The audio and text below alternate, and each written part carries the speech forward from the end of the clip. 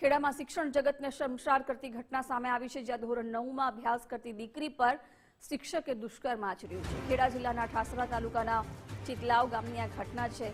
શૈલેષ રાઠવા નામનો શિક્ષક 8મા ધોરણમાંથી જ તેને હેરાન કરતું હતું। 8મા ધોરણ બાદ 9મા ધોરણમાં ભણવા દીકરી સાવલી ગઈ। સાવલી ગયા બાદ પણ પીછો ન છોડ્યો। આ હેવાન શિક્ષકે દીકરીના પરિવાર દ્વારા પોલીસનો સહારો લેવામાં આવ્યો છે। ડાકોર પોલીસે શિક્ષક શૈલેષ રાઠવા વિરુદ્ધ ફરિયાદ નોંધી છે।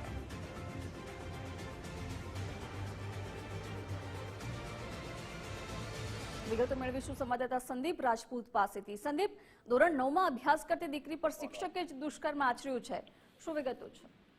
ચોક્કસથી વાત કરવામાં તો સમગ્ર જે ઘટના છે તે ઠાસરા તાલુકાના ચિતલાવ ગામની છે, જ્યાં આગળ પ્રાથમિક શાળામાં ભણતી એક ધોરણ 8માની જે વિદ્યાર્થીની છે તેના જ શિક્ષક શૈલેષ રાઠવા નામનો જે શિક્ષક છે તેના દ્વારા તેને તેની ફાયદો ઉઠાવીને તેની ઉપર દુષ્કર્મ ગુજારવાનો આક્ષેપો લાગ્યા છે।